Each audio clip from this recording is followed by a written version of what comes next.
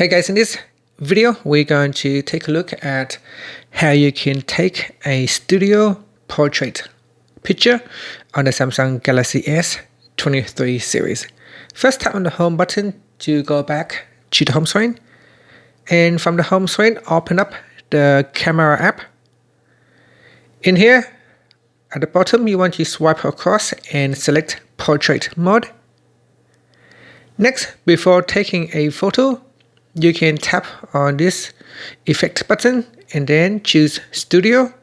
So swipe across and select studio.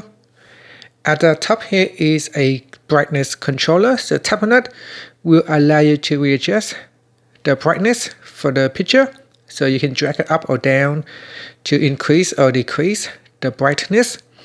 Down here is the effect strength, so drag on the effect strength slider bar to the left or to the right to increase or decrease the background blurriness.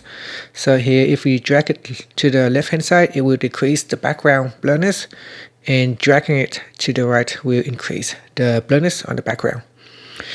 Also, you need to be 1.5, the subject needs to be 1.5 meters away, and then just focus your camera on the subject and then tap on the shutter button to take the shot.